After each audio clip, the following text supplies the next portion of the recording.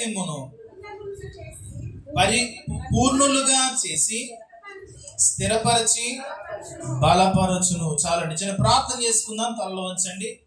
సర్వాధికారమైన దేవ, పరిశుద్ధుల, మహోన్నతుల, జీవాధిపతులైన మా తండ్రి, కృపగలిగిన మా యేసయ్య, మీ ఘనమైన నామానికి వందనాలు, స్తోత్రాలు చెల్లిస్తున్నాం.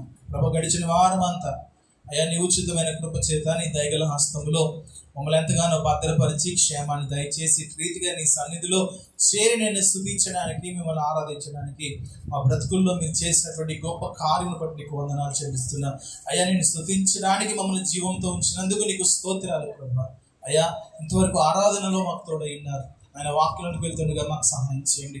మానవ స్వరము, మానవుని ఆలోచన పూర్తిగా మెరుగుపరచండి. అయ్యా నీ దైవికమైన స్వరము చేత మమ్మల్ని దర్శించండి. ఆయన ప్రభు, మనుషులు మాట్లాడితే ప్రయోజనం లేదు, మనుషులు మాట్లాడితే నిష్ప్రయోజనమే ప్రభు నా తండ్రి. అయ్యా నీవు మాట్లాడితే జీవం పొందుకుంటాం, నువ్వు మాట్లాడితే మా జీవితాలు వెలిగించబడతాయి, నువ్వు మాట్లాడితే మేము చిగురిస్తాము నాయన, నువ్వు మాట్లాడితే మేము బ్రతుకుతాం ప్రభు. ఆయన నీవే, కేవలం నీవు మాత్రమే మాట్లాడమని ప్రార్థన చేస్తున్నాం. ఆశగల హృదయాన్ని తృప్తిపరిచే దేవానికి స్తోత్రాలు. ఎంతమంది అయితే అయ్యా వారి హృదయాలతో నాయన నువ్వు మాట్లాడతావు విశ్వసిస్తున్నారో, యేసు నామములో ప్రభు నువ్వు మాట్లాడమని ప్రార్థిస్తున్నాం. ప్రతి ఒక్కరిని దర్శించి వీరే మహిమ పొందమని అసలు యేసుక్రీస్తు నామములో ప్రార్థిస్తున్నాం తండ్రి, ఆమేన్. గట్టిగా చెప్తావా? ఆమేన్, హల్లెలూయా. మరొకసారి మాట చదువుతున్నాను చూడండి. తన నిత్య మహిమకు క్రీస్తునందు మిమ్మల్ని పిలిచిన సర్వకృపానిధియగు దేవుడు. ఆగుదాం. మనకి ఇంకా 45 నిమిషాలు టైం ఉంది. 45 నిమిషాల్లో మనం వెళ్ళిపోవచ్చు. ఇక్కడ ఏం చెప్తున్నాడంటే, దేవుని యొక్క నిత్య మహిమకు మనల్ని దేవుడు పిలుచుకున్నాడు.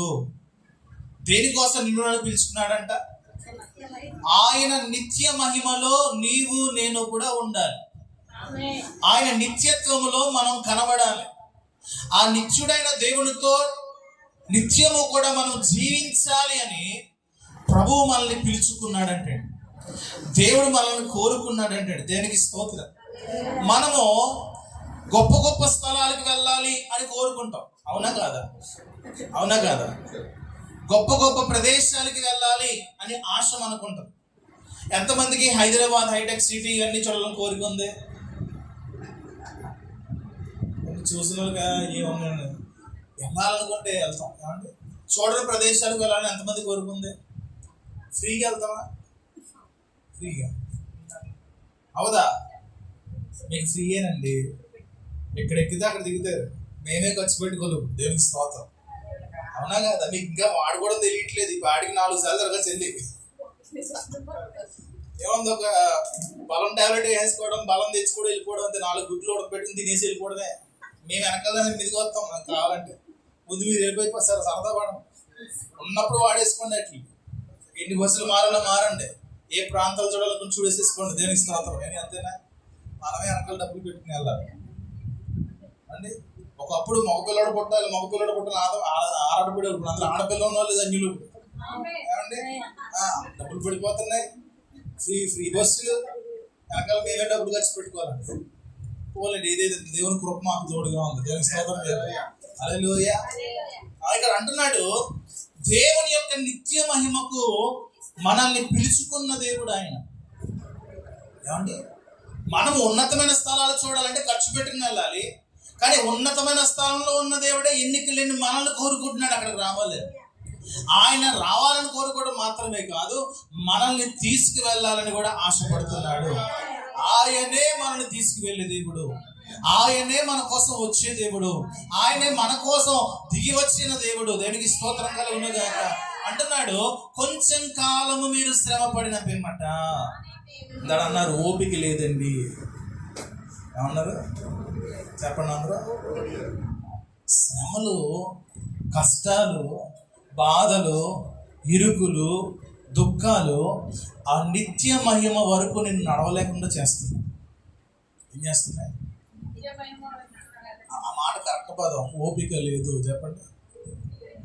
ఇవన్నీ వాళ్ళు ఏం చేస్తున్నాయి అంటే అణిచివేస్తున్నాయండి. యేసు ప్రభువు చెప్పారు కదా విత్తనాల గురించి, వాక్యం గురించి. ఐహిక విచారాలు ముళ్ళ పొదల్లా పెరిగిపోయి అణిచివేస్తున్నాయి, ఎదగనివ్వకుండా. ఇక్కడ ఉన్న మన అందరికీ కూడా దేవుళ్ళో ఎదగాలని ఆశ ఉంది. ప్రభువులో మనం పరిపూర్ణులు కావాలని ఆశ ఉంది. ఒక విషయం మీకు చెప్తున్నాను, నిజమైన ఆశ నీలో ఉంటే ఆశను నెరవేర్చి చూపించే దేవుడు ఆయన. దేవునికి స్తోత్రం కలుగునుగా. ఆశ లేకుండా దేవుడు ఏం చేయలేడు. నీలో తృష్ణ లేకపోతే ప్రభు ఏం చేయలేడు. నువ్వు ఏదో నామకార్థంగా చేస్తుంటే ప్రభువు దాన్ని ఇష్టపడ్డావు. నీలో బలం లేదా కానీ ఆశ ఉంటే చాలు. ఒక కీర్తన కూడా ఉంది కదండి, ఆశ అయితే ఉంది నాలో అందుకోలేకపోతున్నాను. మనం ఆశ లేకుండా అందుకోలేకపోవడం వేరు. నేను అంటాను, నీలో ఆ ఆశ ఉండాలి. పిలుచుకున్న నిత్య మహిమకు వెళ్ళాలనే తృష్ణ నీకు కావాలి. దేనికి స్తోత్రం కలుగునుగాక. ఇందాక మనం పాడిన పాటలో చూడండి, ఆ నిత్య మహిమ ఎదుట మనం పొందుతున్న శ్రమలు కానీ శోధనలు కానీ అవి ఎన్నిక చేయడానికి మాత్రం కూడా లెక్క చేయడానికి అవకాశం లేదు. వాటిని మనం గొప్పగా చూడాల్సిన అవసరం లేదు. వాటిని మనం గణపరచాల్సిన అవసరం లేదు. నాకు ఆ బాధ ఉంది, నాకు ఈ బాధ ఉంది, నాకు కరువు ఉంది, ఇవేమీ చెప్పడానికి అవకాశం. ఎందుకంటే దేవుని కృప వాటిని అన్నిటి కూడా మించినదిగా మన మీద ఉంది. దేనికి స్తోత్రం చేద్దాం. దేవుని కృపకు దేని సాటి చేయగలుగుతాం? దేవుని కృపను రానివ్వకుండా ఏది నువ్వు అడ్డుగా పెట్టుకోగలుగుతావు? నేను అంటాను, దేవుని కృప నీ మీదకి రావడానికి ఎవడో కూడా ఆపలేడు. ఏ శ్రమ కూడా ఆపలేదు, ఏ శోధన కూడా ఆపలేదు. ఆయన మనల్ని పిలుచుకున్న దేవుడు, ఆయన నిత్య మహిమకు మనల్ని ఏర్పరచుకున్న దేవుడు ఆయన. హల్లెలూయా అంటున్నాడు, మీరు కొంచెము కాలము శ్రమ పడినప్పుడు ఎంతకాలం? ఇంకెంతకాలం? ఇంకెంతకాలం అండి? వచ్చి ఇన్ని సంవత్సరాలు అయిందండి బాబు. ఇదే చెప్తారు పాటలు గారు, విశ్వాసం పెట్టుకోవాలి, విశ్వాసం పెట్టుకో. ఏం పెట్టుకోవాలి మేము? నాకేం కుదురుద్ది ఇది? కొంచెం కాలమేనా? నీకు ఆ కొంచెం కాలం కూడా వచ్చుకోకపోతే ఇంకెందుకు? నేను అంటాను, ఏ శ్రమ నిన్ను శాశ్వత కాలము బాధించలేదు. ఆమేన్ చెప్పండి. ఏ శ్రమ కూడా నిన్ను ఎక్కువసేపు బాధించలేదు. దాని నుంచి తప్పించుకోవడం నీకు రావాలి, దాన్ని జయించడం నీకు రావాలి. ఎప్పుడైనా కొండ సెలవు చేతి చుట్టుపడ్డారా? రైలు ఎంత వింటాం సార్. కొండ సెలవు చేతి చుట్టపడితే ఏం చేస్తారు మీరు? ఏమైపోమా, నాకు ఓపిక లేదా, మనకి ఎక్కువ బాధించుకు తినేసి ఏమంటారు? కొంచెం చూసారా కొండ సెలవు పట్టుకుని? ఎప్పుడన్నా వీడియోలు చూసారా? ఏం చేస్తుంది? ఫస్ట్ మొత్తం వండ చుట్టేసుకోండి. ఫస్ట్ దాని మెడ దగ్గర బలం నుంచి తోక దాకా పట్టి పిలిచించేది. ఏ జంతువు అయినా సరే ముందు దాన్ని గట్టిగా పట్టేసి అది కదలనివ్వకుండా చేసి అప్పుడు దాని తలభాగం నుంచి తినడం మొదలెడతాం. ఏమంటే ఆఖరికి చిన్న జీవి అయినా సరే దాన్ని చూడిపించుకోవడానికి ప్రయత్నం చేస్తారు. చెప్పండి ఒకసారి పక్కన వాళ్ళతోటి. చిన్న జీవి అయినా సరే, చిన్న జీవికి ఎంత బలం ఉంటుంది? ఎక్కువ బలం ఉంటుందా, చిన్న బలం ఉంటుందా? అవునా? చెప్పాలంటే కొండ సెలవు కంటే చిన్న జీవికి బలం ఎక్కువ. కానీ అది సాయి శక్తుల దాని నుంచి తప్పించుకోవడానికి ప్రయత్నం చేస్తే 100కి 10%, 20% అవకాశం ఉంది. నేను అంటాను, దాని బలము కంటే, ఆ పట్టబడిన జీవి బలము కంటే ఆఖరిగా దాన్ని బ్రతికించుకోవడానికి ఎక్కువ బలమే ఉపయోగిస్తుంది కావాలంటే. అవునా? ఎక్కువ బలమే ఉపయోగిస్తుంది. దేవుని కృప ఉంటే విడిపించబడుతుంది. దేవునికి స్తోత్రం. నేను అంటాను, మన మీద దేవుని కృప ఎప్పుడు ఉంటుందండి. మన మీద దేవుని కృప ఎప్పుడు ఉంటుంది, విడిపించే దేవుడు. కానీ నువ్వు కనీసం ఇందాక నేను చెప్పాను కదా, అంతసేపు నన్ను ఇబ్బంది పెట్టకుండా ఇంకేసే అంటాం. మనం బలపడి లేచి నిలబడాలి. దేవునికి స్తోత్రం. ఏం చేయాలంటే కొంచెం కాలమే నీ మీద ఏది కూడా ఎక్కువసేపు ఏర్పాటు చేయాలి. నువ్వు దాని దగ్గర కూర్చుంటే తప్ప. దేని దగ్గర? ఇప్పుడు నేను ఎవరినైనా పట్టుకున్నాను అనుకోండి, వాళ్ళు విడిపించుకోవడానికి వెళ్తారా లేక నుంచుని పోతారా అండి? జస్ట్ చూడండి సార్, ఒకసారి వెనక్కి ఎలా పట్టుకో. బయట ఎవరో ఉన్నారని పిలుస్తున్నారు, ఆగిపోతుంది సార్. ఆయనకి ఇష్టం లేదు వెళ్ళడం. ఎందుకే ఇష్టం లేదు? ఎందుకు వెళ్ళాం? వెళ్ళు. అమ్మాయి పడిపోతారు. మనం వదిలించుకోవాలనుకుంటే ఇది ఎంత ప్రయత్నం చేస్తాను త్వరగా విడిపించబడతాం. దేనికి స్తోత్రం. నువ్వేం చేస్తావు తెలుసా? ఏం చేస్తావు చేసి, నువ్వు ఏం చేస్తావు చేసి, నేను ఇలా కూర్చుని నీకు ఓపిక తగ్గాక అప్పుడు వెళ్తా. ఎవరికి ఎవరికి శ్రమకి ఓపిక తగ్గాక నువ్వు వెళ్తావంట. దేనికి స్తోత్రం చేద్దాం. ఈ లోపు నేను పీల్చి పిప్పు చేసి పిండి చేస్తుంది. అర్థమవుతుందమ్మా? ఏ శ్రమ కూడా నీకంటే ఎక్కువగా, నీకంటే బలముగా, నీకంటే శక్తివంతంగా లేదు. వాటికంటే కూడా నువ్వే బలవంతురాలు, నువ్వే బలవంతుడివి. దేనికి స్తోత్రం చేద్దాం. హల్లెలూయా. అందుకన్నాడు కొంచెం కాలం మట్టుకే మీరు శ్రమ పడతారంట. అందరికీ కూడా ఈ బాధలు ఉన్నాయి, కానీ అది కొంచెం కాలమే, ఎక్కువసేపు కాదు. కానీ దాని నుంచి నువ్వు బయటపడడానికి నీ శక్తిని ఉపయోగించాలి. దానికి స్తోత్రం. ఏంటి ఆ శక్తి అంటే ఆత్మీయ బలము. చెప్పండి, ఆత్మీయ బలము.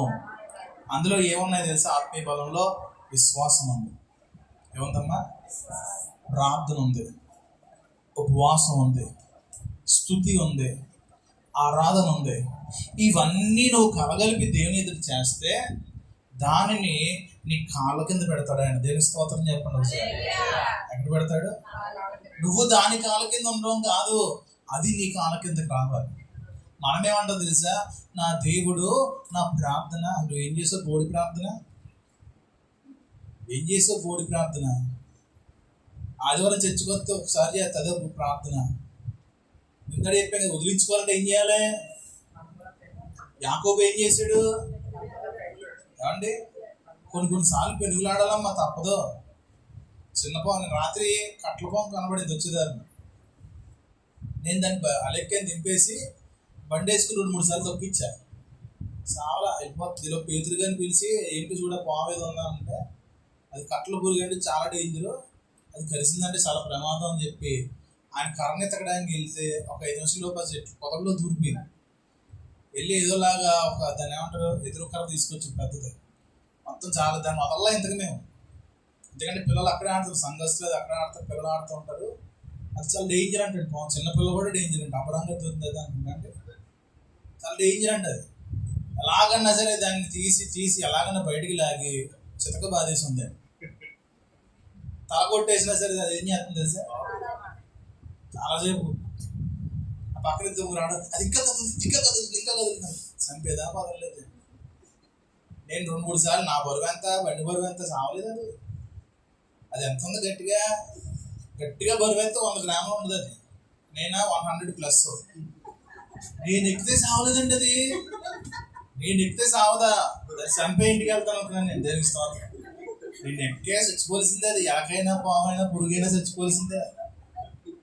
అదే అన్న, శ్రమ మన దగ్గరికి వస్తే మనం దాని మీద, అది మన మీద ఎక్కడం కాదు, దాని మీద నువ్వు సావా ఉపవాసం ఉండు, సావా కాలేజ్ తొక్కు, సంపడమే మన పని. దేనికి స్తోత్రం.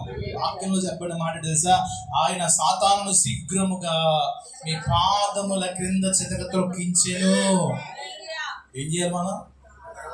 అసలు నా పాము చూసి ఎంతమంది పరిగెడతారో.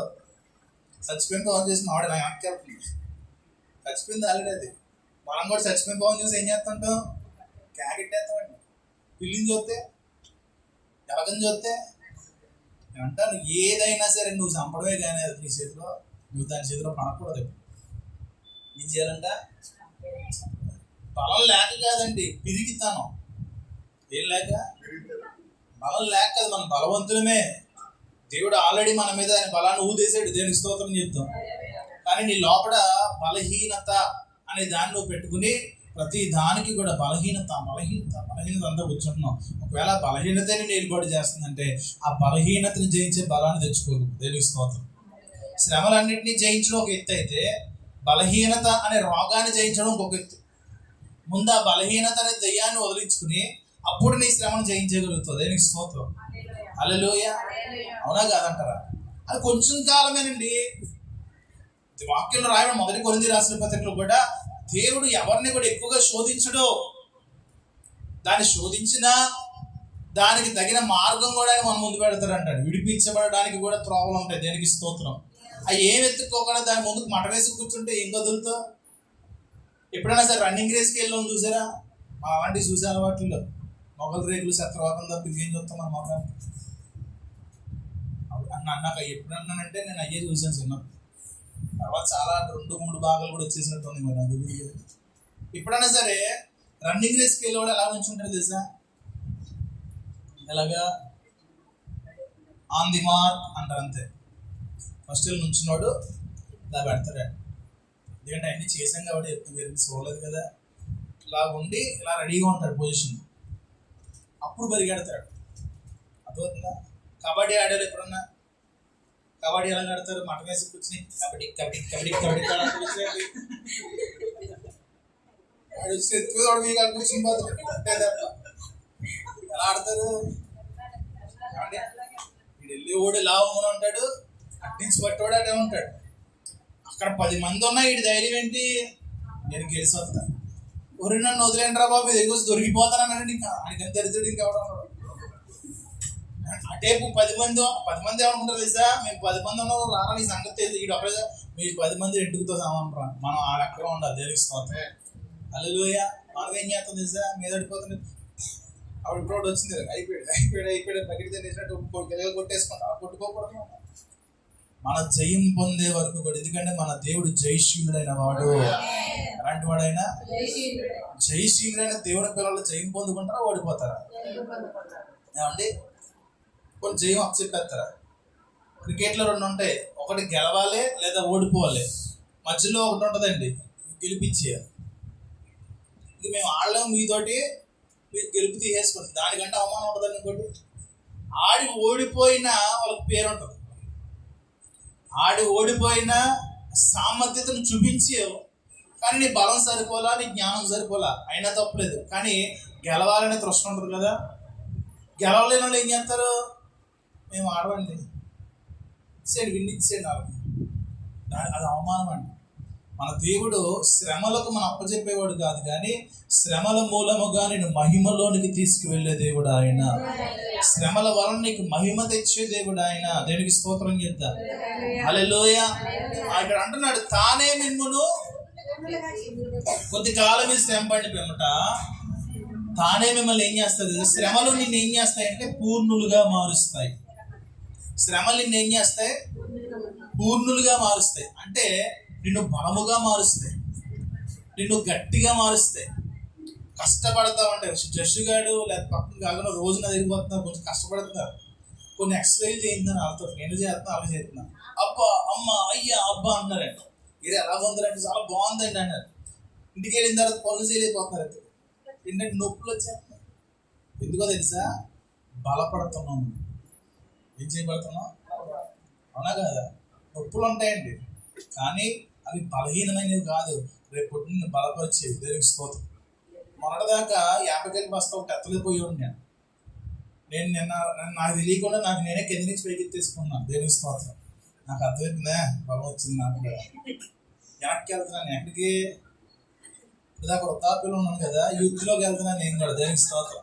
అబ్రహాం గారు ఎలాగైతే యూత్లో ఆగిపోయారో, బాబీ అన్న కూడా యూత్లోకి రావాలి. నేను కూడా యూత్లోకి వెళ్తున్నాను. దావీదు గారు ఎప్పుడు యూత్ అయినా నిత్యవనస్తులు. ఆయన కూడా మన సంఘంలో ఇద్దరే నిత్యవనస్తులు, దావీదు గారు, అబ్రహాం గారు. మేము కుర్రాళ్ళం. మేము జస్సు గారు కూడా ముసలాడే, వీడిని కూడా ముసలాడు నుంచి యవనంలోకి తీసుకురావాల్సి ఉంటుంది. దేనికి స్తోత్రం కలుగునుగా. అంటే యవనులారా, మీరు భగవంతుని చేతిలో మన యవనులు అవ్వాలి మొదటిగా. కానీ పక్కన వాళ్ళు చెప్పండి, యవనంలోకి రా. ఏ ముసలిదానా, ఏ ముసలోడా, యవనంలోకి రా. నువ్వు యవనంలోకి వస్తేనే బలవంతుని చేతిలో బాణంగా మారుతావు. దేనికి స్తోత్రం. మోషే ముసలోడండి, చెప్పండి, అవునా కాదా? 40 సంవత్సరాల ముందు ఎలా ఉన్నాడు, 40 సంవత్సరాల తర్వాత ఎలా ఉన్నాడు? ఒకటే గుద్దు, ఒకటే చెయ్యి, బాధ పెట్టేశాడు అంత. ఏమంటే ఎవరన్నా శవం బాధ పెట్టాలంటే 2000 తీసుకుంటున్నారు. ఇద్దరు వస్తున్నారు, బాగా వేసుకుని తవ్వుతున్నారు. మోషే గారు అలా కాదు, ఎవరిని పనిలో పెట్టలా. అనుకోకుండా ఒకటి వేసాడంటే ఏం చేశాడు? ఐగుప్తుడిని. కొన్ని ఐగుప్తుడు అని సన్నగా ఉంటాడా? బలాఢ్యులు.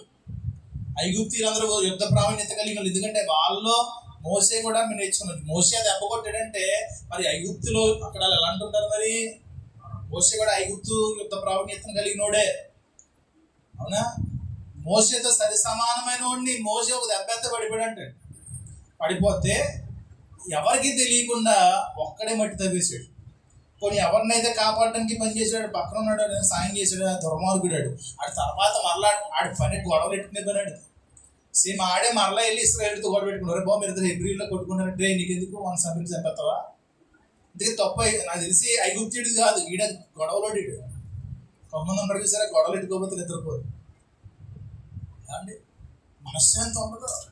ఆ రంగోడాడు ఒక దెబ్బ వేసి కొడుకోబెట్టి ఇసుకలో పాతేసాడంట. దేవునికి స్తోత్రం కలుగునుగా. హల్లెలూయా. తర్వాత దేవుడు 80వ సంవత్సరంలో పిలుచుకున్నాడు. ఇప్పుడు 80వ సంవత్సరంలో పిలుచుకుని, మోషే ఇదిగో నా ప్రజలైనటువంటి ఇశ్రాయేలీయులు వారు పొందుతున్న మొర బాధ నేను విన్నాను, వారిని విడిపించడానికి నేను దిగొచ్చాను. నువ్వు అర్జెంటుగా ఫరో దగ్గరికి వెళ్ళి నా ప్రజలు విడిపించు అని చెప్పే అని అన్నాడు. ఇప్పుడు మోషేకి అర్థమైపోయింది, వయసు అయిపోయింది ఏమండి. ఏమైపోయింది? ఇదే దేవుడు ఐగుప్తులో నుంచి వెళ్ళిపోతున్న సమయంలో కనుక చెప్పుకుంటే ఖచ్చితంగా వెనక్కి వెళ్ళేవాడు. కానీ ఎప్పుడు చెప్పాడు? 80వ సంవత్సరం, ఆల్మోస్ట్ వృద్ధాప్యం వచ్చేసి. ఆల్మోస్ట్ 50 దాటితే వృద్ధాప్యం కదా. గొర్రెలు కాసుకుంటా తిరుగుతా కొండలు ఎక్కి దిగుతా ఉంటే దేవుడు మాట్లాడాడు, నేను బలహీనుడు బ్రహ్మ, ఐగుప్తు రాష్ట్రాల బలవంతుడు, ఐగుప్తులో బలవంతుడు, వాళ్ళ ముందు నేను నిలబడలేను, మాట్లాడలేను, నోటి మంది ఇవన్నీ చెప్పుకుంటూ వస్తే మనుషునికి 4 ఇచ్చినాడు అవడం, మనిషికి జీవం ఇచ్చినాడు, ఇవన్నీ దేవుడు అంటే దేవుడు పక్షంగా దేవుడు చెప్పేశాడు. ఇలా ఉన్న జరిగిన తర్వాత వెళ్ళిన తర్వాత మోషే ద్వారా దేవుడు 6 లక్షల కంటే పైగా జనాంగాన్ని దేవుడు తీసుకొచ్చాడు. దేవునికి స్తోత్రం. హల్లెలూయా. అంటే మరలా వెనక్కి యవనంలో దేవుడు తీసుకెళ్ళాడు. నీవు బలహీనుడివే, బలహీనురాలువే, నేను అంటాను నువ్వు బలం తెచ్చుకో. మనం వారం చెప్పాం కదా ఏం చేయాలంట. మీలో ఎంతమంది బలం తెచ్చుకున్నారు? అయిపోయిందండి ఆ రోజు. ఈ నాటికి ఆనాటికే చాలు. ఈ వారం వాక్యం ఆదివారంతోనే చాలు, తర్వాత మాకు వద్దు. నువ్వు బలం తెచ్చుకుని నిలబడగలిగితే నిన్ను దేవుడు యవనంలోకి తీసుకెళ్తాడు. గోర్లు తిన్నామా, టిఫిన్ తినలేదు, ఉపవాసం కూడా గోర్లు తినకూడదు. దేవుని స్తోత్రం చెప్పు ఒకసారి. శరణ్య దేవుని స్తోత్రం చెప్పు. గోర్లు తినక ఉపవాసం ఉన్నావుగా, ఉపవాసం బ్రేక్ అయిపోగలవు అంతే కదమ్మా. హల్లెలూయా చెప్తాం ఒకసారి. ఇప్పుడు అన్నాడు, తానే మిమ్మల్ని పూర్ణులుగా చేసి స్థిరపరిచి బలపరుస్తాడు. దేవుడు నిన్ను పూర్ణులుగా చేయడానికి ఇష్టపడతాం. మన అందరం ఇన్కంప్లీట్ అంటే అర్థం ఏంటి తెలుసా? ఇన్కంప్లీట్ అంటే అర్థం ఏంటి ఏమండి? ఇన్కంప్లీట్, ఇంకా మనం పూర్ణులం కాలా అండి. 100 మార్క్స్ రాసామనుకో అది ఎగ్జామ్ రాసినట్టు. ఒక ఆవిడ ఉంటుంది, వచ్చిందో లేదో 35 రాసి వచ్చి ఇంకెంత వేసుకుని చెప్పేది. అవునా? 35 రాస్తే ఇన్కంప్లీటా కంప్లీటా? ఏం రాయలే, 100కి 100 రాసేయాల్సిందే. దేవునికి స్తోత్రం. మనం కూడా పూర్ణులం కావాలి. ముందుగా పూర్ణులం కావడానికి మనం సరిపో, పూర్ణులుగా మనం ఉండలేము. కాబట్టే ఆయనే మనల్ని పూర్ణులుగా చేస్తాడంట. దేవునికి స్తోత్రం. ఇప్పుడు అంటాను, పూర్ణులుగా అవ్వడానికి ఏం కావాలి? పూర్ణులుగా అవ్వడానికి ఏం కావాలి? మీరు అందరూ జస్సు బ్రెయిన్ కలిగిన వాళ్ళ లేకపోతే డింపుల్ బ్రెయిన్ కలిగిన వాళ్ళు? ఇప్పుడు మీరు ఆన్సర్ చెప్పేదాన్ని బట్టి ఆధారపడి ఉంటుంది. పూర్ణులు అవ్వాలంటే ఏం చెయ్యాలి? ఏం కలిగి ఉండాలి ఏమండి? ఒకసారి మల్లికా గారి చెప్పలు పట్టుకున్నా, మీ అమ్మ బ్రెయిన్ కానీ వచ్చింది, నువ్వు ఎందుకు చెప్పట్లేదురా? నీకు తవ్వాలా, అమ్మంత అవ్వాలి, ఇంకా బ్రెయిన్ రావాలి. నీకు ఏం చేయాలంట? నాన్న కూడా మిస్ అయ్యాను. ఆయన అంత కనబడ్డారు, డాలీ వచ్చిందేమో అనుకున్నా. లేకపోతే స్తోత్రం. నువ్వు పూర్ణులు అవ్వాలంటే ఏం అవ్వాలో తెలుసా? నీకు ముందు రావాల్సిన పని ఏంటంటే శ్రమ రావాలి. ఏం కావాలి? శ్రమ రావాలి. శ్రమ రావాలంటే ఆయన చిత్తం లేకుండా నీ దగ్గరికి శ్రమ రాదు. ఆయన అంగీకారం లేకుండా, ఆయన అర్హత ఇవ్వకుండా ఏ శ్రమ కూడా నీ జీవితంలో, ఒకవేళ శ్రమ వచ్చింది అంటే ఆయన ఏదో నీ జీవితంలో చేయబోతున్నాడని దేవుని చెప్పలు కొడదాం ఒకసారి. ఏంటంటే శ్రమ వస్తుంటే చెప్పలు కొడుతున్నారు, శ్రమ వస్తుందంటే చెప్పలు కొడుతున్నారు. పిచ్చా మీకేమన్నా? పిచ్చా నీకేమన్నా? శ్రమ వస్తుందంటే చెప్పలు కొడుతున్నారు. నేను చెప్తుంటే ఇంకా కొట్టాలి మరి. ఎందుకంటే నా దేవుడు నన్ను పూర్ణులుగా చేయడానికి ఇష్టపడ్డాడు. నా దేవుడు నన్ను పరిపూర్ణతలోకి తీసుకువెళ్ళబోతున్నాడు. నా దేవుడు నా క్లాస్ పెంచుతున్నాడు. నా దేవుడు నన్ను హెచ్చించబోతున్నాడు. నా దేవుడు నన్ను నిలబెట్టబోతున్నాడు. నా దేవుడు నన్ను తలగా చేయబోతున్నాడు. అందుకే ఈ శ్రమ వచ్చింది. మోషే కన్నీరు గార్చుకుంటూ ఐగుప్తులోంచి బయటకు వస్తున్నాడు. ఎందుకో తెలుసా? ఒక నాయకుని స్థానంలోకి వెళ్ళడానికి. దేనికి స్తోత్రం చేద్దాం. హల్లెలూయా. నేను అంటాను, శ్రమ నీకు కిరీటం తీసుకొస్తుంది. శ్రమ నీకు ముందు బాధ తీసుకొస్తుంది, బాగానే ఉంది. దాని వెనకాల దేవుడు కిరీటం తాడు కట్టి వదిలేసాడు. దేవునికి స్తోత్రం కలుగునగా. అది పావులా నేను చుట్టుకుని పైకి వచ్చాడు. నెత్తిమే కిరీటం పెడుతుంది. ఏం కాదు అంతకు. అది ఏం చేస్తుంది?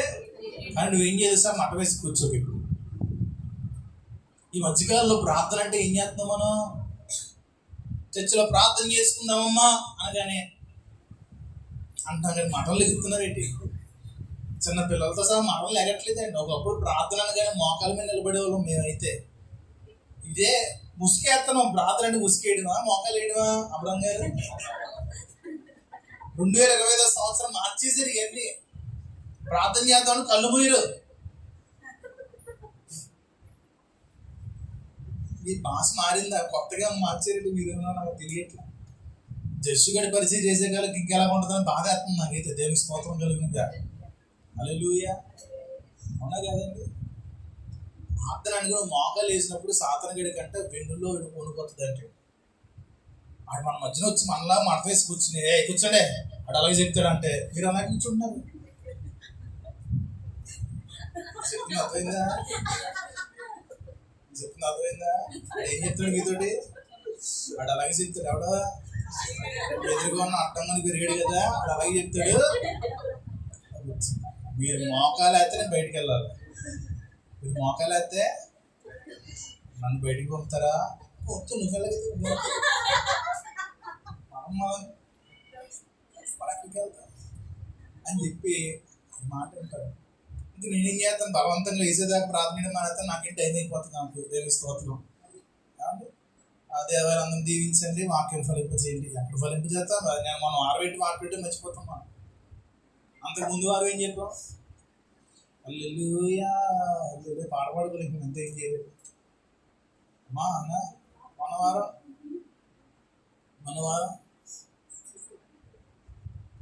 ఈ వారమే గుర్తు. ఫస్ట్ డే వాక్యం చెప్పిన గుర్తులేదు అయ్యారు. మనవారం అడుగుతున్నాను సరైన పెట్టుకోలేదు. మీ పాపకు చక్కగా రాసుకుంటారు. రాసేవాళ్ళ చక్కగా రాసుకుంటే ఇంటికి వెళ్ళి చదువుతాయండి. ఎప్పుడైనా వాక్యం చదువుతాను ఉంటుంది. నాకు ఇలాంటి విశ్వాసం నాకు ఇచ్చినందుకు దేవుని స్తోత్రం చెప్తా ఉంటాను. ఎప్పుడుగా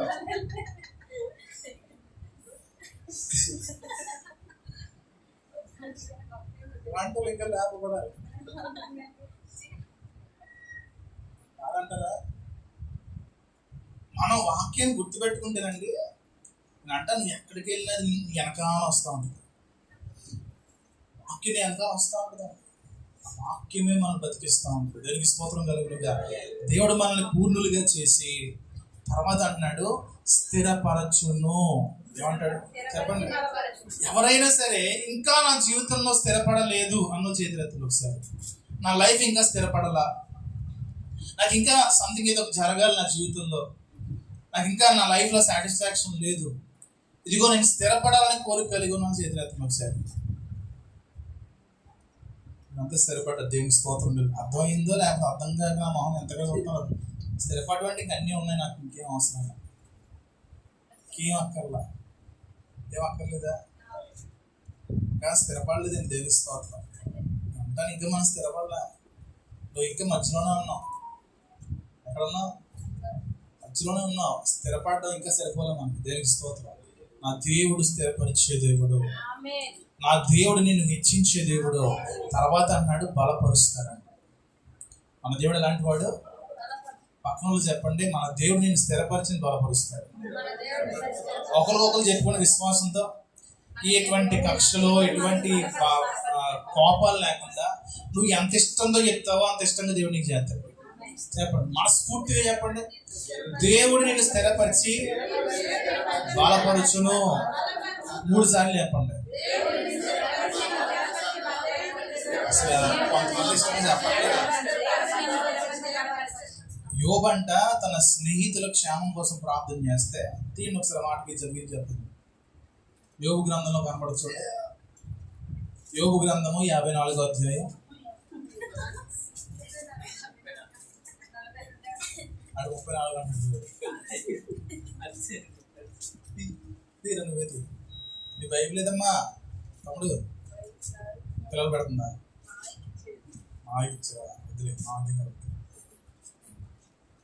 చదవండి, తెలిసిన వాళ్ళు చదవండి. యోబు తన స్నేహితులకు చెప్పండి, రెఫరెన్స్ చెప్పండి. మనం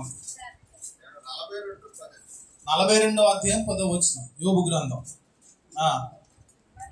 మరియు యోబు తన స్నేహితుల నిమిత్తం ప్రార్థన చేసినప్పుడు యెహోవా అతని క్షేమ స్థితిని మరలా అతనికి దయచేసెను. అండర్లైన్ చేసుకోండి ఈ మాట. ఇప్పుడు యోబు తన స్నేహితుల్ని క్షేమం కొరకు ప్రార్థన చేసే ముందు యోబు స్నేహితులు యోబుని ఏం చేశారు?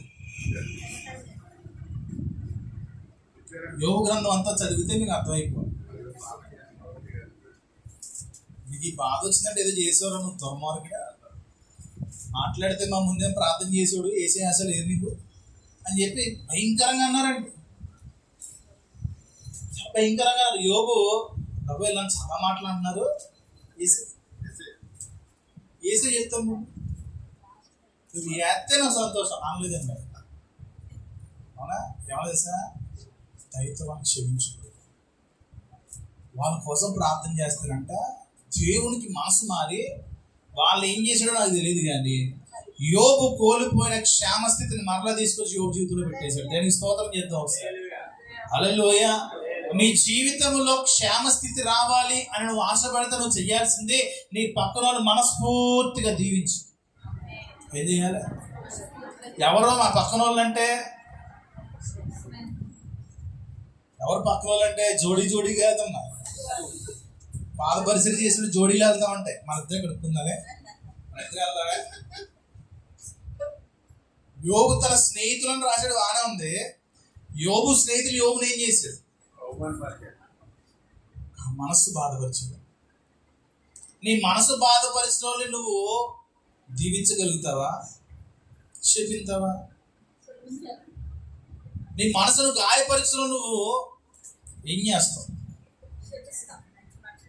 కానీ యోబు భక్తిపరుడు కాబట్టి, యోబు నీతిమంతుడు కాబట్టి, యోబు యథార్థవంతుడు కాబట్టి, యోబు దేవుని యందు భయభక్తులు కలిగినాడు కాబట్టి అవన్నీ పక్కకు పెట్టేసి ప్రభువా వీరిని క్షమించిన ఆయన, వీరిని దీవించిన ప్రార్థన మొదలు పెట్టాడు. దేనికి స్తోత్రం.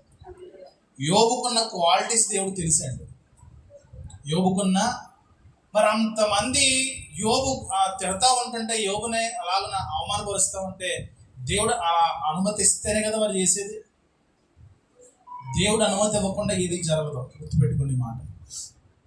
దేవుడు అనుమతి ఇవ్వకుండా ఏది జరగదు. దావీదు వెళ్తుంటేనంట ఒకడు భయంకరంగా తిడుతున్నాడు, పచ్చిబూతులు తిడుతున్నాడంట. దావీదు దగ్గర ఉన్నాడు యోవాబు కానీ అతను సైన్యం కానీ, రాజా ఒక కార్కి ఏమన్నాడు వేసేస్తాను, ఆడు ఎవడెత్తున్నాడు, ఆడిని ఇంతేంటి అని అంటే ఆగంటా. దేవుడు ఏదో వాడికి అవకాశం ఇచ్చాడు కాబట్టి తిడుతున్నాడు, లేకపోతే దేవుడు తెప్పినెత్తాడండి. దేవుడు తెప్పినెత్తాడా? ఒకటి హేతడు అంతే. మోసేని ఏమన్నా అంటేనే అన్నీ తెలుసుగా దావీదుకి. సొంత అక్క, సొంత అన్నయ్య మోసేని ఏదో అంటే ఏమొచ్చింది వాళ్ళకి? వీడికి ఇంకా ఏం రాలేదంటే దేవుడు అధికారం ఇచ్చాడు. తిట్టుకొని పొద్దుట్లో దీని ద్వారా దేవుడు నాకు ఏదో మేలు చేస్తాడేమో. దేవునికి స్తోత్రం కలుగునుగా. హల్లెలూయా. మన దేవుడు అంటే మనల్ని స్థిరపరిచి బలపరచదు. నీ జీవితంలో ఇంకా స్థిరత్వం రాలేదా? స్థిరత్వం కోసం ప్రార్థించు. దేవుడు నడుపు ప్రభువాన్ని స్థిరపరచు, నా కుటుంబాన్ని స్థిరపరచు, నా పిల్లల్ని స్థిరపరచు, నా జీవితాన్ని స్థిరపరచు, నా విశ్వాసాన్ని స్థిరపరచు, నా ఆత్మీయ జీవితాన్ని స్థిరపరచు. అయ్యా నీలో నేను స్థిరునిగా నిలబడుటకు నన్ను బలపరచండి ప్రభు అని అడిగితే మా దేవుడు ఆయన స్థిరపరిచి బలపరిచే దేవుడు. చెప్పలు కూడా నేను అంటాను, నీ జీవితం ఇంకా స్థిరపడలేదు. స్థిరపడితే నువ్వే ఒక సాక్షిగా నిలబడగలుగుతావు. స్థిరపడితే నువ్వే ఒకరికి బలంగా నిలబడతావు. స్థిరపడితే నిన్ను బట్టి అనేకులు నిలబడి లేపడతారు. దేనికి స్తోత్రం కలుగునుగా. స్థిరపడలేదు అంటే మనం ఇంకా దేవుణ్ణి అడగాలి. దేవుడి మీద నింద మానేద్దాం ఈసారి. ఏం చేద్దాం? నేను ఎంత ప్రార్థన చేస్తున్నాను, ఏంటి ప్రభా కార్యం? ఎంత ప్రార్థన చేస్తే లెక్కేసుకో ఒకసారి. ఎంత ప్రార్థన చేస్తే లెక్కేసుకో ఒకసారి. స్టాప్ వాచ్ ఆన్ చేసి ప్రార్థన చేయి, మోకాలు వేసి సిగ్గొచ్చి వెళ్దాం. స్టాప్ వాచ్ ఆన్ చేసి ప్రార్థన చేస్తే ఏమవుతుంది? ఆ స్టాప్ వాచ్ ఎప్పుడు ఆపద్దు బాబు అనుకోవట్లా, ఇంతవరకు ఆపేసింది ఎప్పుడు బాబు అనుకుంటుంది. అవునా కాదండి? మనం దేవుని దగ్గరికి వచ్చేసరికి మన టైంలు చూసుకుంటూ ఉంటాం చాలాసార్లు. నేను అంటాను, టైం చూడనంత భక్తులు చేయడం మొదలు పెట్టాలి. దేవునికి స్తోత్రం. మరొక మాట చూసుకుందాం. 2వ దినవృత్తాంతాల గ్రంథము 20వ అధ్యాయం 20 వచనం మధ్య వాక్యం చదవండి. 2వ దినవృత్తాంతాల గ్రంథము 20వ అధ్యాయం 20వ అధ్యాయం 20 వచనం మధ్య వాక్యం చదవండి అన్నమాట. దాని ముందు ఇంకో మాట ఉంది. అదే నా మాట వినండి, మీ దేవుడని యెహోవాను నమ్ముకొనుడి, అప్పుడు మీరు స్థిరపరచబడుదురు. చాలండి.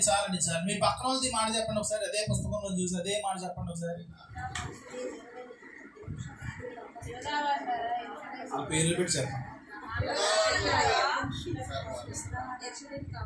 చెప్పండి అమ్మా. ఇంటి పేరు ఉందా? ఇంటి పేరు చెప్పండి.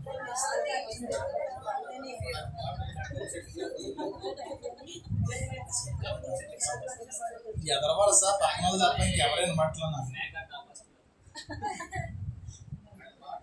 ఏం చేయలేదు సార్. దేవుని మాట వినాలి. ఎవరి మాట వినాలి? మనం దేవుడి మాట వినము. మన మధ్యలో కూర్చుంటాడే ఆడి మాట వింటాం. శరణ్యాకి జస్సుడి మధ్యలో కూర్చున్నాడు. మాట వింటమ్మా, పోయిందమ్మా. అలా కాదు. ఎవరి మాట వినాలంట? దేవుని మాట వింటే నువ్వు స్థిరపడిపోతావు. చెప్పలు కొట్టుకోండి సార్.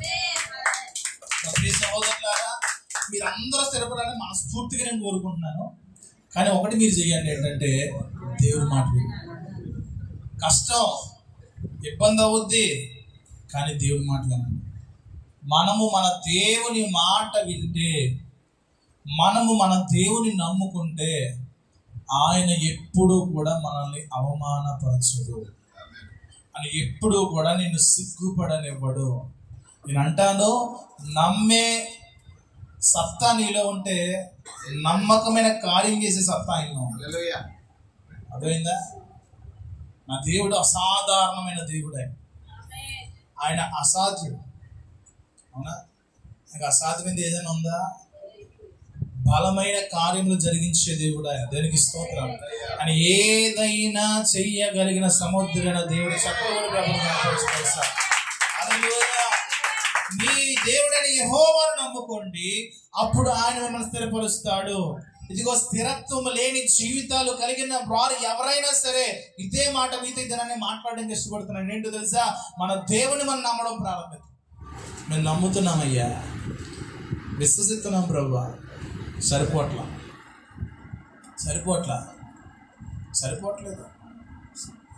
నువ్వు ఎంతగా చేయగలవు అంత చెయ్యి. ఏం చేయాలి? మనిషి క్యాపబిలిటీ ఎంతో అంతవరకు చేయాలి. కానీ మనం ఏంటి తెలుసా? చెయ్యగలిగి కూడా చేయలేకపోతాం. చేయగల పరిస్థితి మనలో ఉంది, కానీ చేయకూడదు. ఒకవేళ ఉపవాసం ఉందాం అని మనకు ఆశ కలుగుద్ది, ఆ రోజే ఎవరొకరు లడ్లు, జిలేబీలు, కాజాలు, సరిగుడి తీసుకొచ్చి చెప్తారు. చీ అంటావా? అయ్యా మాసంగా ఉపవాసం ఉన్నానే అంటావా? ఎప్పుడు 3 అవుద్దా? ఎప్పుడు 1 నిమిషం ప్రార్థన, 3 దాకా ప్రార్థన చేసే ఉపవాసాలు కాదు. మనం ఎదిరిస్తాం. ఉపవాసం ఉంటా, వంట చేసేస్తాం. ఉపవాసం ఉంటా, 3ంటికి కావాల్సిన రెడీ చేసేస్తాం. మళ్ళీ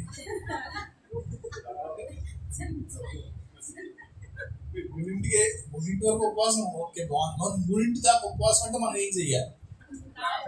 ఇప్పుడు మనం సపోజ్ ఉపవాసం ఉన్నాం, ఆదివారం ఉపవాసం చాలా మంచిది అంటాం. తెలిసి ఎందుకు చెప్పినా, దేవుని సొంతం గడుపుతాం. మనం ఈ లోపలికి వెళ్తా ఉంటుంది. ఏంటి వెళ్తే? నా తిట్లు, నా గోల వెళ్తా ఉంటాయి. ఏం వెళ్తా ఉంటాయి? వెళ్తుంది. ఇది మనకు కాదు. ఉపవాసం అంటే ఏంటిది? మనం ఒంటరిగా అంటాను ఉపవాసం చెయ్యాలని ఇంట్లో పెట్టుకుంటే మనం ప్రార్థన తప్ప అన్ని చేస్తాం. పేరుకే ఉపవాసం. అయ్యారు ఉపవాసం ఉన్నాను అయ్యారు ఇవాళ, మరి ఏం చేస్తాం? ప్రార్థన వాక్యం తప్ప అన్ని చేస్తాం. దానికి స్తోత్రం. ఉపవాసం ఉపవాసం ప్రయోజనం ఉందండి? ఉందా ప్రయోజనం? లేదు. ఈ స్మార్ట్ ఫోన్ రానంత వరకు ఉపవాసాలన్నీ గొప్పగా మారి దేనికి స్తోత్రం.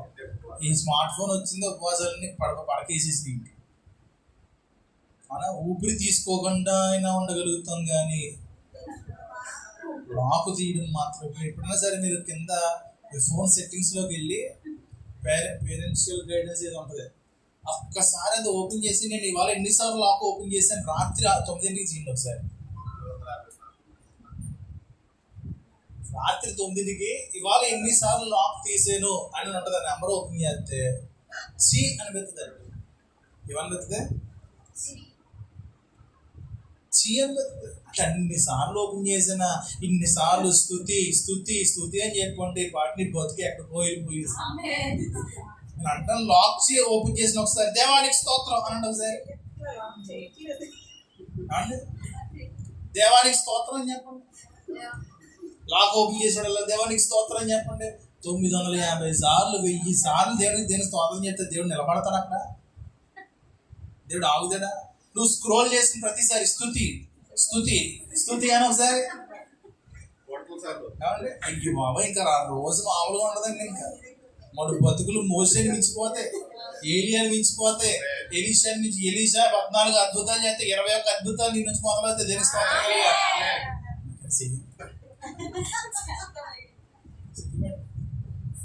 ఒక్కరోజు మహా అయితే ఒక్కరోజు చేస్తారు. మహా అయితే నేను ఛాలెంజ్ చేసేది మీతోటి, మహా అయితే ఒక్కరోజు మించారు. ఎందుకంటే ఈ మాట మంగళవారానికి మర్చిపోయి వచ్చేది మీలో నుంచి. నేను చెప్పిన మాట కంటే బలమైనది ఒకటి మీ దగ్గర ఉంది. ఏంటంటే మతి మరుపు. ఏముందమ్మా? అన్ని గుర్తెట్టుకుంటారు. ఎవడేమన్నాడో, అదేముందో, ఇదే అన్ని గుర్తెట్టుకుంటారు, కానీ వాక్యం మాత్రం గుర్తెట్టుకుంటారు. బాగుపడిపోతారు. ఏమైపోతాం? బాగుపడిపోతాం. అందుకే వాక్యం వద్దు మాకు.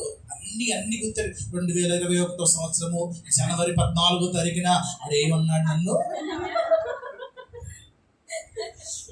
మాటతో మాట తూచ తప్పకుండా ప్రతి అక్షరం అన్ని గుర్తెట్టుకున్నాను. మర్చిపోను. మరి వాక్యం చెప్పి వాళ్ళు ఫస్ట్ చదివిన రిఫరెన్స్ మధ్యలో ఆఫీసువే 5వ అధ్యాయం అయిపోయింది. ఫెయిలే కదండి.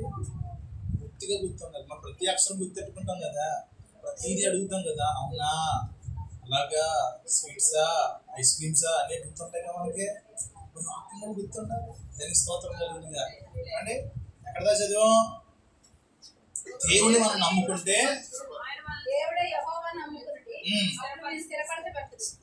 ఇంకా 4 రిఫరెన్స్ ఉంటాయి. బస్ ఎక్కువ చెప్పేసినట్టున్నా. బాస్ చెప్పినా దానికి స్తోత్రం కాదు. ఇర్మియా గ్రంథంలోకి వెళ్దాం. ఏదేమైనా చెప్పేసి వెళ్ళిపోతాం కదా. ఇర్మియా జస్ట్ లోపు రెడీ అయిపోయి వెళ్ళిపోవడం. ఇది ఎప్పుడు తయారవుతాడా మండలి పోతాను. ఇర్మియా గ్రంథము 18వ అధ్యాయం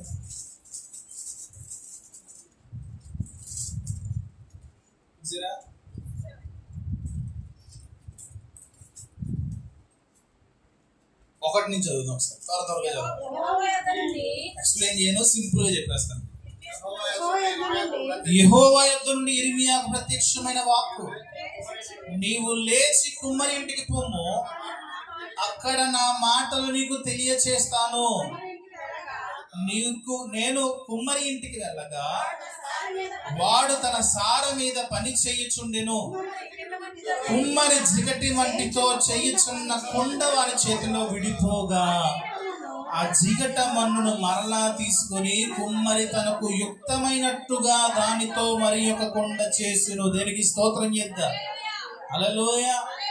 ఇర్మియాను దేవుడు పిలిచి, ఇదిగో పలానా చోట కుమ్మరోళ్ళు ఉన్నారు, ఒకసారి మా కుమ్మరోడి దగ్గరికి వెళ్తే, బూతు కాదండి, కుమ్మరి పని చేసే వ్యక్తి దగ్గరికి వెళ్తే అక్కడ నేను నీతో మాట్లాడతాను.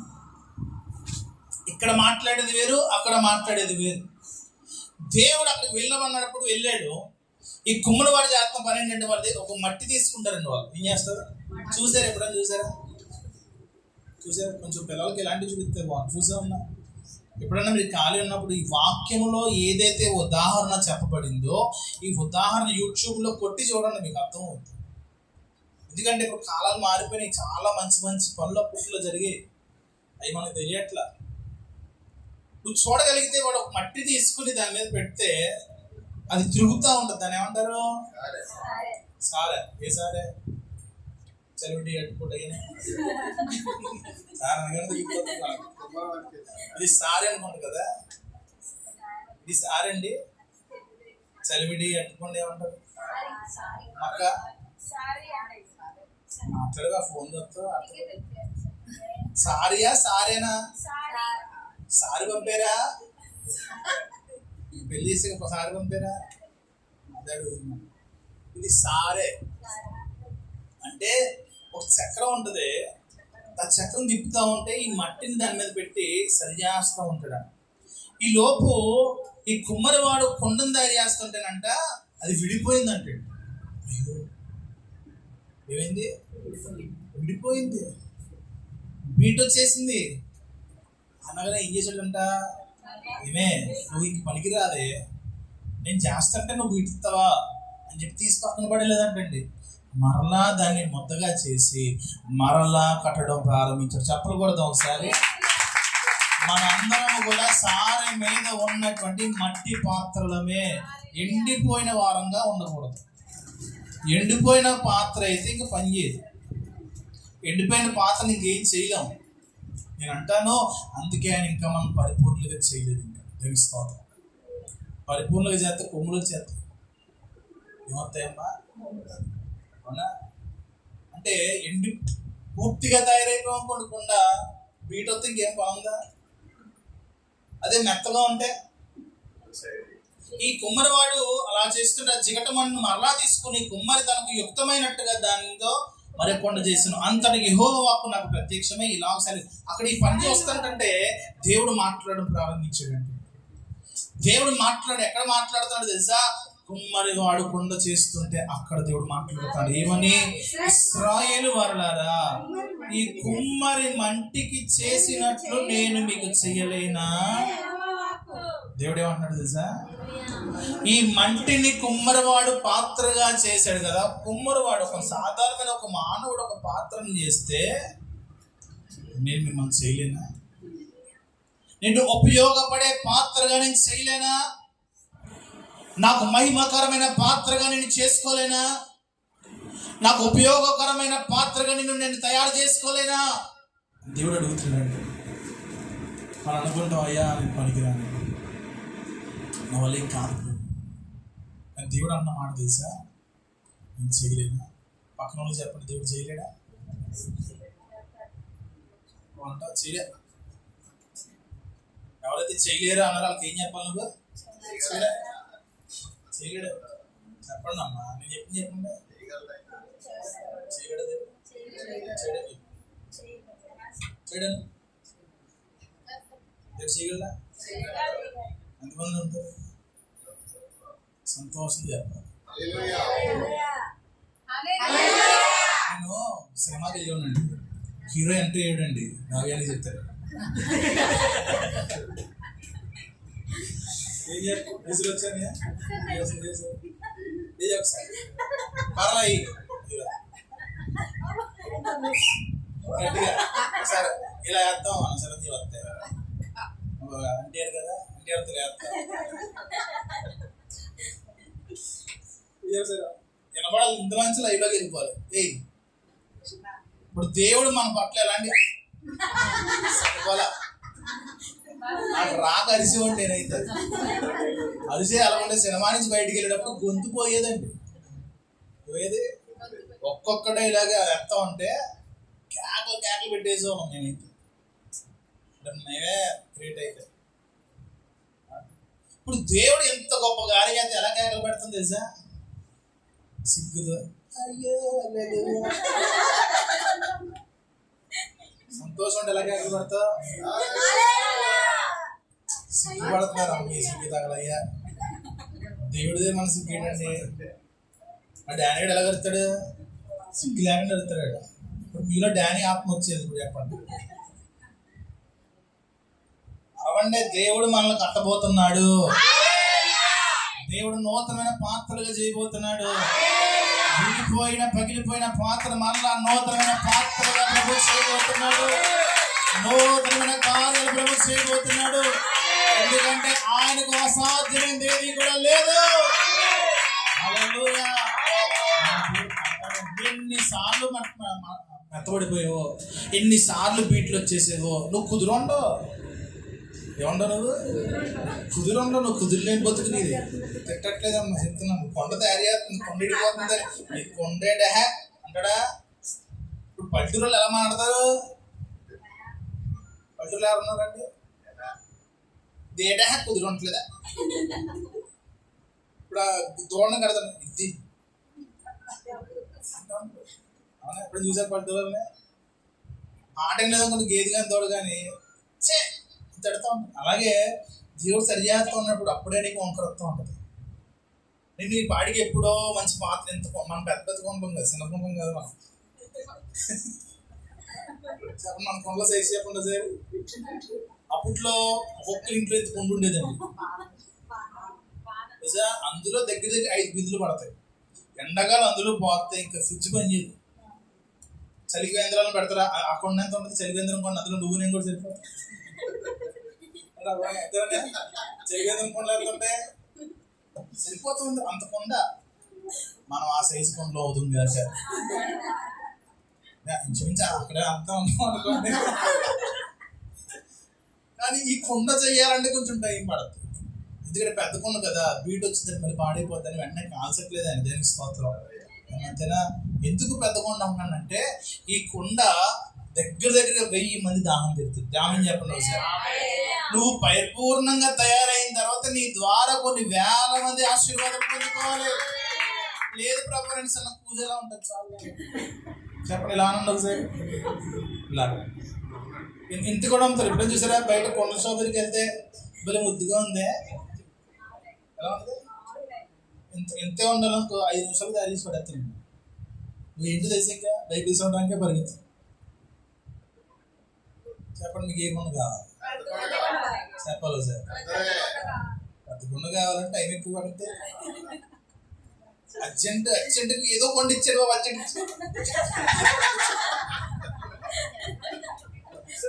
ఏదో కొండ పడేసి అర్జెంట్ కంటే ఎంత అవుతాం. మీరు ఏమన్నా పని చేయాలంటే చిన్న పని చేస్తారు, పెద్ద పని ఎంచుకుంటారు. ఫర్ సపోజ్ మనకి మీటింగ్ ఉంది బయట. అమ్మ మీకు వీలైనంత వరకు తల ఒకటే పట్టుకెళ్ళండి అమ్మ అంటే మీరు ఏమేమి పట్టుకెళ్తారు?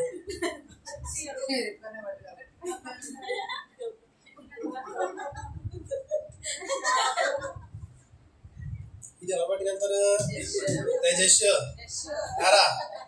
అప్పుడేనా ఈ ఎంత మోస్తున్నాడా అంత ఆశీర్వాదం పడి. మీరు ఎంత మోస్తున్నారు అనుకో, కొంతమంది దొంగలు ఉంటాయి, పట్టుకోకసారి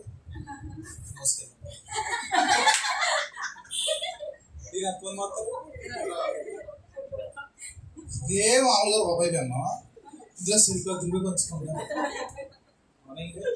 అంటాను చిన్న కొండ నుంచి పెద్ద కొండ అవ్వాలి.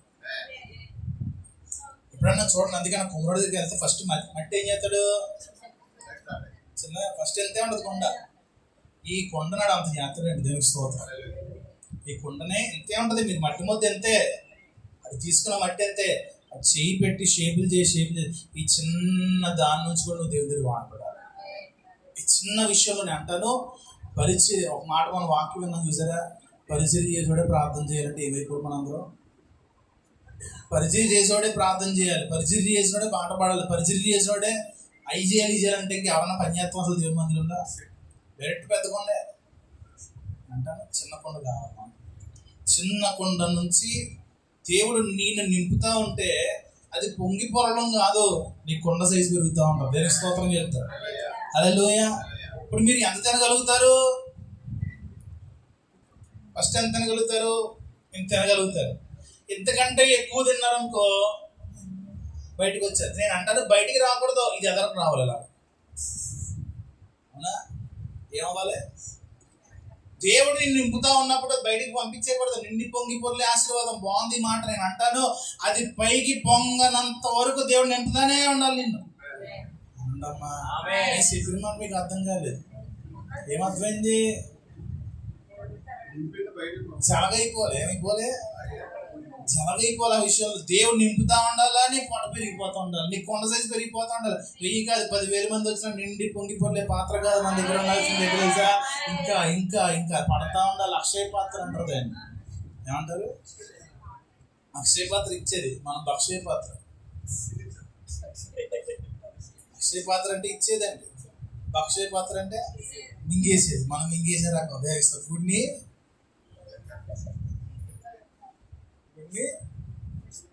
సాగుతుంది కదా. మరి ఎలాంటి రకాలు దేవునికి ఇస్తారు. మనం అలాగే మన లోపల వెళ్తానే ఉంటాం.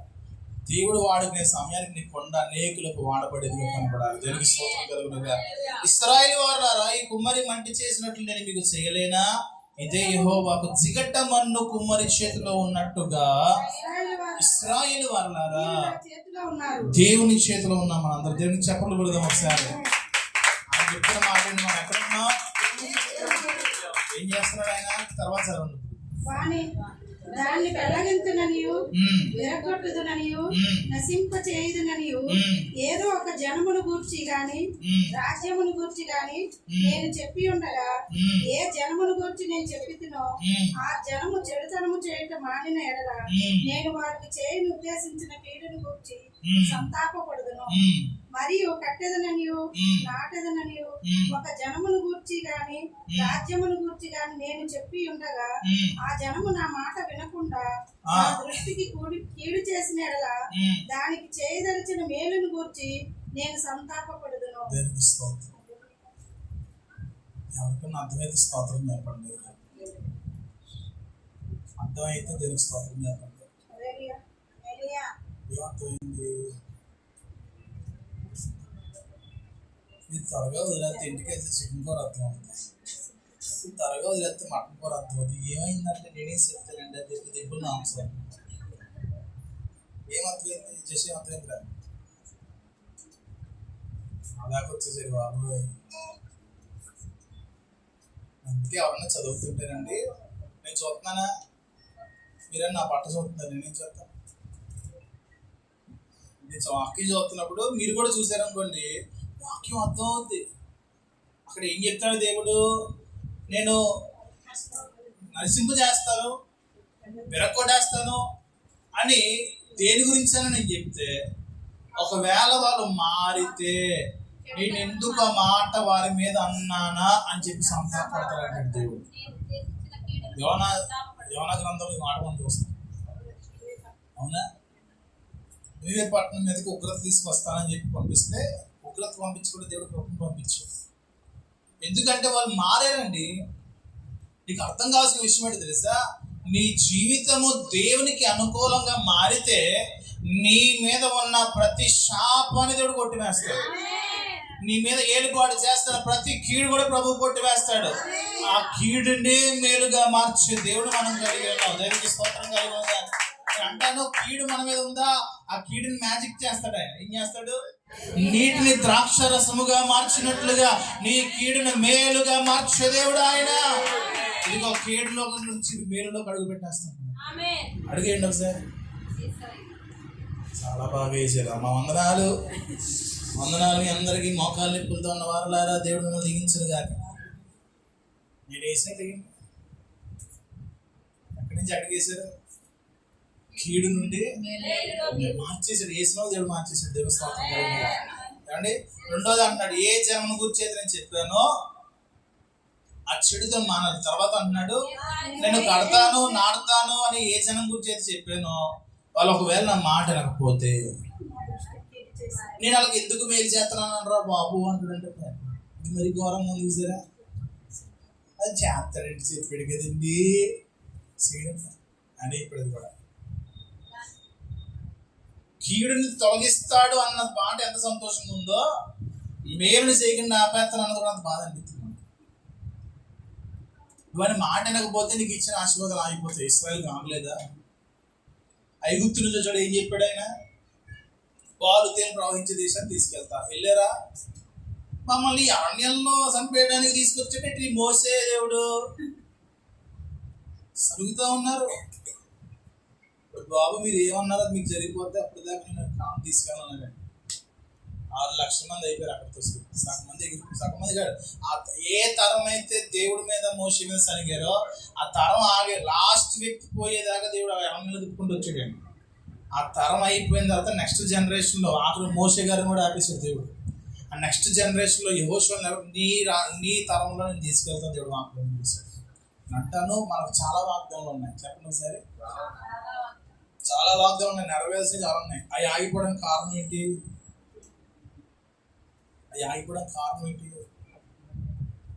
దేవుని మాట వింటున్నాడు. ఏం చేయట్లా? ఆపడానికి సేపు చేయడానికి సేపు అని చెప్పండి ఒకసారి. గాలి సముద్రాన్ని ఆపిన దేవుడికి నీ జీవితాన్ని ఆపడం ఎంతసేపు? అవునా? మృతమైన శరీరాలను చిగింపజేసిన పరిస్థితిలో ఉన్న దేవునికి నిన్ను చిగురింప చేయడం ఎంతసేపు ఆయనకి? దేవునికి స్తోత్రం. మొన్న దారిలో వచ్చినప్పుడు జస్సు గారు నేను ఒక మొలక చెట్టు కాడెర కొట్టేవాడిని. ఏం చేసావు? కాడెర కొట్టి ఆకులు కావాలి ఎందుకు దాన్ని. ఆకులు తీసి వచ్చేసిన తర్వాత కాడ పనిచేదిగా పడేస్తాం కదా. నాకు ఒక ఆలోచన ఉండే పక్కన మట్టి ఉంది, ఒకసారి అందులో నాటరా అన్నాను. ఎగురు ఎందుకండి అని తెలియదు పోకుండా చిన్న వయసు కదా. అది చిగురు పొట్టం అంటే తెలియదు పోకుండా చిన్న పొరపాటు. వాడు ఇది చెప్పించి అక్కడ ఏదోలాగా వెళ్ళి ఆ కణంలో పెట్టేసి వచ్చాను. నాకు ఎందుకు అర్థమైంది. అడిగింది అమ్మ కూడా చూడు ఇప్పుడు దాకాడు. నేను రోజు చూస్తున్నాను తను అమ్మ. దేనికి స్తోత్రం. ఎందుకంటే చెప్పింది ఎవరో ఆశతో చెప్పానండి. ఏం చెప్పాను? నేను మొన్న పిల్లలతో విత్తనాలు వేయించానండి. మట్టి తీసి మట్టి వేసామో నీ చేతి ఇది ఎవరు చేయి మంచిదో ఎవరు ఐరన్లకు వీడియో తెలిసిపోద్ది అని చెప్పి విత్తనాలు వేయించాను. కాకరకాయ విత్తనాలు ఎవరు వేసారు? కంగ్రాచులేషన్స్. ఒక్క మొక్క రాలా.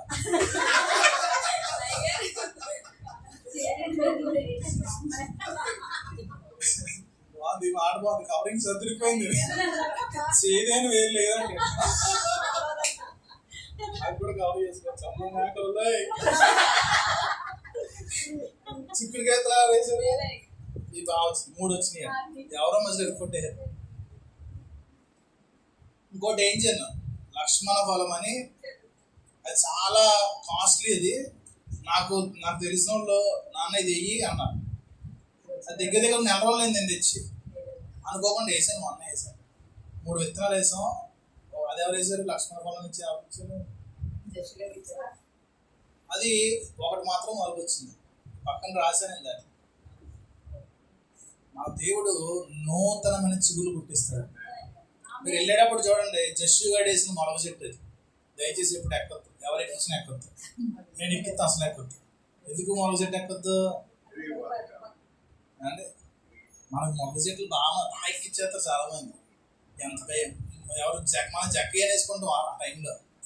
జక్కయ్యలో ఎక్కేస్తాం. ఎక్కితే ఏమవుతుంది తెలుసా? మా అంత జాకించాను అయిపోతాం. చూడండి వెళ్ళేటప్పుడు చిగురు పుట్టింది. నాకు చాలా సంతోషం వేసింది. చిగురు పుట్టింది అని నాతో వచ్చిన జస్ట్ నువ్వు వేసిన చెట్టు చిగురు వచ్చింది. రావణయ్య గారు ఏదయ్య గారు అన్నాడు. మొత్తం దానికి సైడ్ కొమ్మ కూడా స్టార్ట్ అయిపోయింది. దేని స్తోత్రం కలుగుగా. మన జీవితాలు మోడు బారిపోయి ఉంటే ఇదిగో ఏమీ లేదనుకుంటున్నావా? చిగురు లేదనుకుంటున్నావా? ఫలాలు లేవనుకుంటున్నావా? ఏమీ లేదనుకుంటున్నావా?